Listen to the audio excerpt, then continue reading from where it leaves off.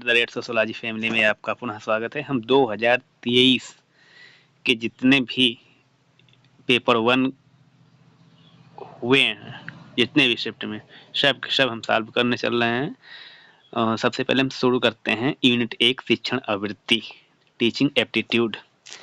तो question number 1 के सारे प्रीवियस ईयर क्वेश्चन 2023 जून और दिसंबर के देखते हैं गाइज। पहला क्वेश्चन है, सूची 1 के साथ सूची 2 को मिलान कीजिए। इंग्लिश हिंदी दोनों में है। शिक्षण के 3 उपागम विषयगत आयाम। पहला है अध्यापक केंद्रित, दूसरा शिक्षार्थी केंद्रित, तीसरा अधिगम केंद्रित। पहले तो टीचर सेंटर्ड, लर्नर सेंटर्ड या लर्निंग सेंटर्ड।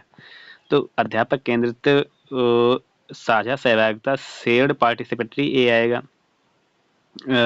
इम्पोज्ड ए आरोपित हो जाएगा अध्यापक केंद्रित, और सेल्फ सेंटर्ड ए अधिगम केंद्रित, और शेयर पार्टिस 1 का 2 पहले देख लेते हैं। 1 का 2 आई थिंक 2 में है, आरोपित शिक्षार्थी के लिए साझा हो जाएगा। शेयर पार्टिसिपेटरी बी का 1, सी अधिगम केंद्रित हो जाएगा आत्मनियंत्रित या सेल्फ कंट्रोल्ड। तो अध्यापक केंद्रित आरोपित हो जाएगा, शिक्षार्थी केंद्रित साझा और सहभागिता हो जाएगा, और अधिगम केंद्रित आत्मनियंत्रित। शिक्षार्थी केंद्रित मतलब है कि आप एक दूसरे स्टूडेंट से आप बातचीत करके शिक्षा ग्रहण करना। और आरोपित हो जाता है कि केवल जैसे हाई लेवल पर बीए या एमए में जो लेक्चर होते हैं वो केवल टीचर सेंटर्ड होते हैं, एक तरफा कन्वर्सेशन होती है, तो वो आरोपित हो जाता है। और शिक्षार्थी केंद्रित जब होती है, मतलब कि शिक्षार्थी को देखते हुए लर्निंग कराई जाए या पढ़ाया जाए, तो उसको करें शिक्षार्थी। तो साझा सहभागिता होता है क्योंकि टीचर और शिक्षार्थी के बीच एक कन्वर्सेशन होता है बाय शेयर्ड मेथड। और अधिगम केंद्रित लर्निंग सेंटर ये आत्मनियंत्रण होता है, खुद से ही सेंटर्ड होती है। तो एक का आरोपित होगा, शिक्षार्थी केंद्रित का साझा और सहभागिता, अधिगम केंद्रित आत्मनियंत्रित। इसकी एक्सप्लेनेशन भी दिया है, देख लेते हैं। शिक्षा का अधिगम केंद्रित उपागम विद्यार्थियों को केंद्र में रखता है और बच्चों के अनुभवों को व जरूरतों प्रधानता देता है। ये शिक्षार्थी केंद्रित है। और शिक्षा के शिक्षार्थी केंद्रित उपागम ए सी वाला था। दूसरा है शिक्षा के शिक्षार्थी केंद्रित उपागम में शिक्षक के मार्गदर्शन के साथ शिक्षार्थियों को अपनी साझा का निर्माण करने के लिए उत्तरदायी होता है। और लास्ट शिक्षा के अध्यापन केंद्रित, मतलब पहला वाला, तो इसमें शिक्षक कक्षा में निर्देश देते हैं और बच्चे सुनते हैं, और बच्चों से यह अपेक्षा की जाती है कि वह आगे का पालन करें और शासन में रहेंगे। राइट, नेक्स्ट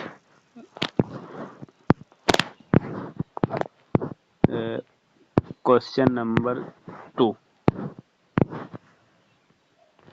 ये है, निम्नलिखित में से कौन सी विशेषताएं अध्यापक केंद्रित और शिक्षणविद की विशेषताएं नहीं है। तो पहला है शिक्षा विद्यार्थी निष्क्रिय अधिगमकर्ता होता है, तो ये शिक्षार्थी केंद्रित है।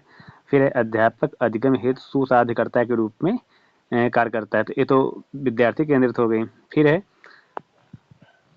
बी तो है अध्यापक अधिगम गतिविधियों को निर्देशित करता है, तो ये विद्यार्थी केंद्रित नहीं, शिक्षक केंद्रित हो गई। फिर है अधिगम विद्यार्थियों के बीच सहयोगात्मक आधारित प्रक्रिया है, ये तो नहीं है शिक्षक केंद्रित। अधिगम विद्यार्थी अभिरुचि आधारित होती है, मतलब DE और BDE ये शिक्षार्थी केंद्रित है, और A और C ये अध्यापक केंद्रित है। पूछ रहा है अध्यापक केंद्रित शिक्षणविद की विशेषताएं नहीं है, तो हमारा A और C छोड़ दिया जाए तो BDE, B तीसरा उत्तर होगा सही। इसकी हम एक्सप्लेनेशन देखें तो इसमें लिखा गया है अध्यापक केंद्रित शिक्षण विधि के अंतर्गत शिक्षक की प्रधानता होती है तथा छात्र की भूमिका निष्क्रिय, जो कि भी पहले क्वेश्चन में देखे थे वही है। इस विधि में छात्र श्रोता के समान केवल शिक्षक की बातों को सुनता है। शिक्षण का वह तरीका उच्च कक्षाओं के लिए उपयुक्त होता है, जबकि प्राथमिक वर्ग के बच्चों के लिए उपयोगी नहीं होता है। राइट, यद्यपि शिक्षार्थी केंद्रित शिक्षण विधि की कुछ प्रमुख विशेषताएं हैं, देख लेते हैं। प्राथमिक वर्गों के बच्चों के लिए उपयोगी नहीं होने के कारण राष्ट्रीय शिक्षा नीति में शिक्षार्थी केंद्रित या विषय प्रधान शिक्षण प्रणाली को समाप्त करने की संतुष्ट की गई। कहने का मतलब है हाई लेवल पर जो होता है शिक्षक केंद्रित, उच्च लेवल पर रिफ्लेक्टिव टीचिंग जिसे हम कहते हैं, वहाँ पर लागू होती है। 1 से 5 प्राइमरी लेवल पर या अपर प्राइमरी लेवल पर नहीं लागू होती हैं, और उसको बताया गया है NEP 2020 में समाप्त भी किया गया है, अगर इसमें रहा भी होगा तो। इसकी कुछ विशेषताएं अध्यापक केंद्रित विशेषताएं नहीं, मतलब कि जो कि स्टूडेंट केंद्रित हैं वो हैं अध्यापक अधिगम के हेतु सुसाध्यकर्ता के रूप में कार्य करेंगे, अधिगम विद्यार्थियों के बीच सहयोगात्मक आधारित प्रक्रिया से हैं, अधिगम विद्यार्थी अभिरुचि आधारित होता है। राइट। क्वेश्चन नंबर 3 चलते हैं। निर्माणात्मक मूल्यांकन की विभिन्न प्रमुख विशेषताएं क्या हैं, मतलब फॉर्मेटिव इवेल्युएशन क्या है, इसकी विशेषता क्या है, फीचर क्या है। तो निर्माणात्मक या शिक्षार्थियों की आवश्यकताओं के अनुसार शिक्षा रणनीतियों के प्रयोग के लिए अध्यापकों को प्रतिष्ठा प्रदान करती हैं, ये तो निर्माणात्मक है, सही है। फिर नेक्स्ट है, यह शिक्षार्थियों को अधिगम में सक्रिय और सतत रूप से संलग्न करने में सहायता करता है, और यह शिक्षार्थियों की अधिगम दक्षता को बढ़ाने में मदद करता है, या शिक्षार्थियों के समग्र ग्रेड और प्रमाणन में योगदान करता है। तो देखते हैं कौन कौन सा है। तो हमारा केवल ABC है, ABC, डी वाला नहीं है। ये कह रहा है विद्यार्थियों के समग्र ग्रेड और प्रमाणन में, इसको निकाल दिया जाए तो सारे निर्माणात्मक मूल्यांकन में आते हैं। ग्रेड और प्रमाणन को हम निर्माणात्मक मूल्यांकन में नहीं रखते हैं। बाकी शिक्षण रणनीतियों के प्रयोग में अध्यापक की प्रतिपुष्टि प्रदान करता है, ये भी सही है। शिक्षार्थी को अधिगम की में सक्रिय और सतत रूप से संलग्न में सहायता करता है, ये भी सही है। विद्यार्थियों की अधिगम दक्षता को बढ़ाने में मदद करता है, ये भी सही है। राइट।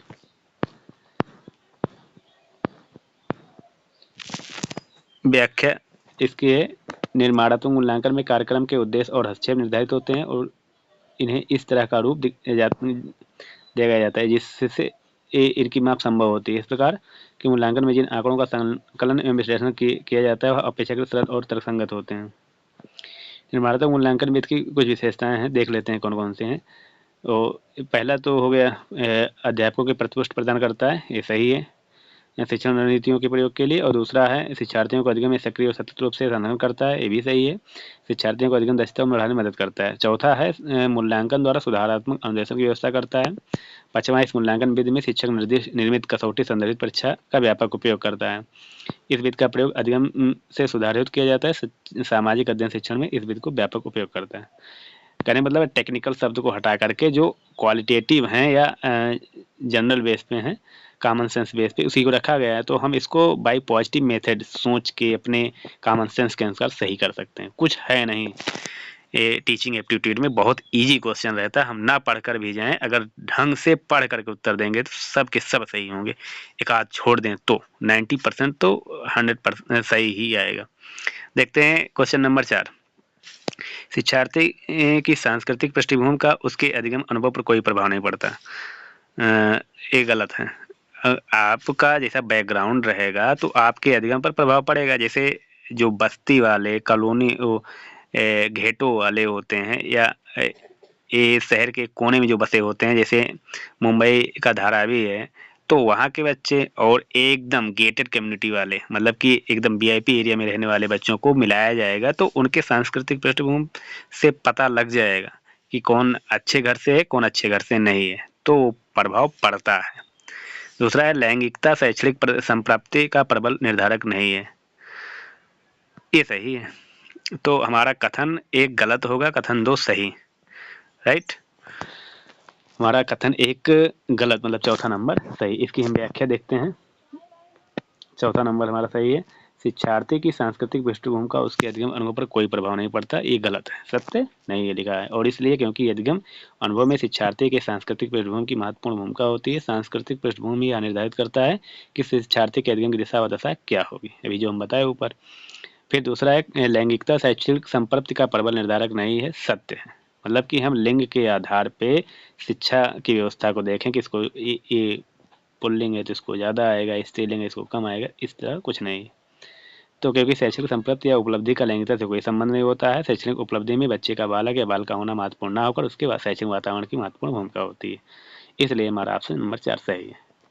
नेक्स्ट, अब देखते हैं ये टीचिंग एप्टीट्यूड का 5 क्वेश्चन पूरा हो गया। अब हम नेक्स्ट शिफ्ट वाले में चलते हैं। पहला क्वेश्चन उसमें देखते हैं, शिक्षण अभिवृत्ति। पहला क्वेश्चन है, यदि राम एक विशेष विषय में कुछ संकल्पनाओं को समझने में समर्थ नहीं है और वह उस विषय में सतत रूप से निम्न कार्य निष्पादन कर रहा है तो उसकी कठिनाइयों के कारणों का पता लगाने हेतु कौन सा मूल्यांकन परीक्षण संचालित करना होगा। क्वेश्चन को ढंग से समझ लेना चाहिए, सुन लेना चाहिए, उसके बाद उत्तर पे जाना चाहिए। कह रहा है कि राम एक विषय में संकल्पनाओं को समझने में समर्थ नहीं, मतलब कुछ उसे बताया जाए, मैथ हो, सोशलॉजी हो, साइकोलॉजी हो, इंग्लिश हो, संस्कृत हो, ईटीसी कुछ भी हो या विज्ञान ही हो, तो संकल्पनाओं को समझने में समर्थ नहीं है और वह उस विषय में सतत रूप से निम्न कार्य निष्पादन कर रहा है, मतलब कि उच्च कोटि का कार्य नहीं कर पा रहा है। तो उसकी कठिनाइयों के कारणों का पता लगाने के लिए हम कौन सा मूल्यांकन करेंगे, स्थानन प्लेसमेंट इवेल्युएशन या निदानात्मक डायग्नोस्टिक इवेल्युएशन या संकल्पनात्मक या निर्माणात्मक। तो स्थानन प्लेसमेंट इवेल्युएशन मतलब स्थान से संबंधित, स्थान संबंधित है नहीं, उसको समझ में नहीं आ रहा है तो उसको हम निदान करेंगे, उसको क्या करें कि उसके समस्या का निदान हो जाए।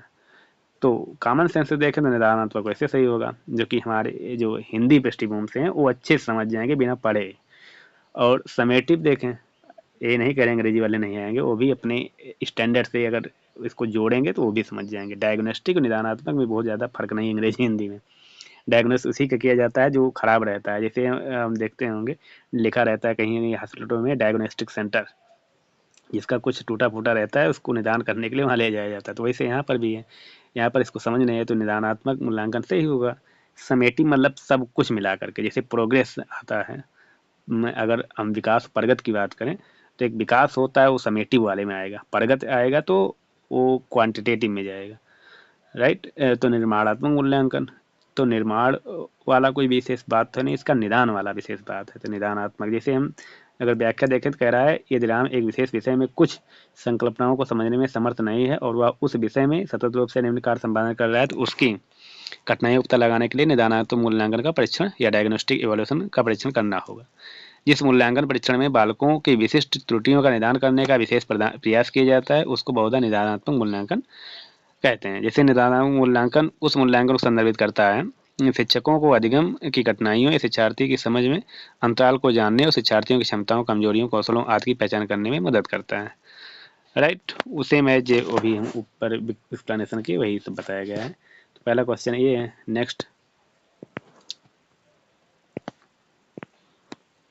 क्वेश्चन नंबर 2, यहाँ पर कुछ ब्लैक ज़्यादा है, हम पढ़ लेते हैं क्वेश्चनों को। कह रहा है निम्नलिखित में से किन कौशलों की मृदु कौशल या सॉफ्ट स्किल कहा जाता है। निर्णय को, विपणन को, संचार को, मतभेद समाधान को, नेतृत्व को। तो पहले हम नेगेटिव वाले को हटा दें, जैसे मतभेद समाधान को तो हम बिल्कुल नहीं कहेंगे, तो मतभेद समाधान ये होगा सॉफ्ट में, राइट। हम हटाएं विपणन, मार्केटिंग या निर्णयन पॉजिटिव में आ रहा, संचार, मतभेदन, समाधान और नेतृत्व ये सब है। विपणन जो मार्केटिंग है ये नहीं रहेगा सॉफ्ट स्किल में, तो बी को हटाओ, बाकी सब सही है, ए सी डी ई राइट। जैसे हम देख लेते हैं कुछ मृदु कौशल में शामिल है निर्णय क्षमता, संचार, मतभेद समाधान, नेतृत्व, समूहकार और इसके अतिरिक्त भी हैं समय प्रबंध भी है, स्वीकारता भी है, सृजनात्मकता भी है, पारस्परिक कौशल भी है, कार्यनीति भी है, विस्तार पर ध्यान है। हमें ज़्यादा कुछ नहीं करना, अपना कॉमन सेंस मजबूत करके रखना है, बस एकदम रिलैक्स होकर समझ करके उत्तर देना है, सब सही होगा। Teaching aptitude is very easy. Next question number 3, शिक्षण के निम्नलिखित स्तरों में से किसमें उच्चतम चिंतन कौशल क्रम समाविष्ट है। इंग्लिश में देखें तो which of the following level of teaching involve the highest order thinking skill, मतलब कि हाईएस्ट ऑर्डर थिंकिंग मतलब कि उच्च लेवल की थिंकिंग कब विकसित होती है। हम जब 1 से 5 में होते हैं या 6 से 8 में होते हैं या 11 से 12 में होते हैं या उसके ऊपर होते हैं। तो रिफ्लेक्टिव टीचिंग यहाँ पर कह रहा है कि बच्चे जिसे हम पीएचडी करने जाते हैं जब, तो उसमें हमें पढ़ाया नहीं जाता है। हम जहाँ पर कहीं पर अटकते हैं या कुछ हमें समस्या होती है तो अपने गाइड सुपरवाइजर से केवल सलाह लेते हैं, बस सजेशन लेकर के अपना कार्य करते हैं। तो प्रति वर्ष स्तर या रिफ्लेक्टिव लेवल में जाता है, ना कि मेमोरी, ना अंडरस्टैंडिंग, ना कि आल हम कह नहीं सकते। मेमोरी लेवल हमारा 1 से 8 तक कह लो या और फिर अंडरस्टैंडिंग 9 से 12 तक कह लो, उसके बाद हमारा रिफ्लेक्टिव भी आता है। तो तीसरा रिफ्लेक्टिव लेवल हमारा सही होगा, ठीक। अगर हम बात करें इस क्या होता है मेमोरी लेवल, तो मेमोरी लेवल के अगर ये भी पूछ सकता है नेक्स्ट टाइम, तो इसके कर्ताधर्ता हर्बर्ट स्पेंसर थे। और फिर ये शिक्षण अधिगम प्रक्रिया का प्रारंभिक चरण माना जाता है, कंठस्थ और अभ्यास करने को प्रेरित करता है। शिक्षण अधिगम प्रक्रिया मूलतः उद्दीपन प्रतिक्रिया मानी जाती है, और अंडरस्टैंडिंग देखें तो अंडरस्टैंडिंग लेवल में इसके कर्ता धर्ता हैं मॉरिसन, और इस स्तर को तथ्यों को न केवल रखना सिखाया जाता है बल्कि इसको समझ के आधार पे हम कार्य करना सिखाए जाते हैं। और फिर शिक्षक और छात्र दोनों के लिए तथ्यों को आत्मसात करने की मुख्य भूमिका में होता है। अगर रिफ्लेक्टिव की बात करें तो इसके प्रवर्तक हंट हैं। यह शिक्षण का उच्च स्तर है, चिंतन स्तर, स्मृति स्तर और बोध स्तर का आधार है। यह स्तर शिक्षण का समस्या के केंद्रित दृष्टिकोण है, राइट। यह स्तर विचारशील स्तर की शक्ति को विकसित करता है। हम तीनों इसलिए पढ़ रहे हैं कि स्पेंसर, हंट या मॉरिसन जो है कि नेक्स्ट टाइम पूछ सकते हैं, सेम टू हू तो देंगे नहीं, देंगे इसी में से, बस अब थोड़ा घुमा करके देंगे, क्योंकि पूछना तुमको इसी में से है, कहीं अलग से लाना नहीं है। तो ये विशेष ध्यान देना होगा। हम एक बार ढंग से पढ़ लें तो दोबारा हमें रिपीट करने भी आवश्यकता ना हो, हम फिर ये समझ के उत्तर दे देंगे कि हम पढ़े थे, ऐसा था। बस थोड़ी से अपना कॉमन सेंस और अंडरस्टैंडिंग लेवल को मजबूत करके चलना है। देखते हैं निम्नलिखित में से कौन समावेशी अधिगम वातावरण का एक उदाहरण है। कह रहे समावेशी अधिगम वातावरण का एक उदाहरण कौन है। समावेशी मतलब है कि सबको साथ लेकर चलना। एक कक्षा जहाँ विद्यार्थियों से नियमों और विनियमों के कठोर से सेट का पालन करने की अपेक्षा की जाती है। एक कक्षा जहाँ केवल कुछ जातीयता के विद्यार्थियों को कक्षा चर्चा में भागीदारी की अनुमति प्रदान की जाती है। एक कुछ जातीय वाले ये भी गलत है, और फिर कठोर नियम ये भी गलत है। एक कक्षा जहाँ विद्यार्थियों को प्रश्न पूछने या अध्यापक के प्राधिकार को चुनौती देने से उत्साही किया जाता है, ये भी गलत है। लास्ट बचता है एक अच्छा जहाँ सभी विद्यार्थियों को अपने विशिष्ट अनुभवों और दृष्टिकोणों को साझा करने को प्रोत्साहित किया जाता है। हमारा अगर देखें by understanding method, by common sense method, तो यहाँ पर एक पॉजिटिव वे में उत्तर आ रहा है कि हम सभी विद्यार्थियों को अपने विशिष्ट अनुभवों और दृष्टिकोणों को साझा करने के लिए प्रोत्साहित करेंगे।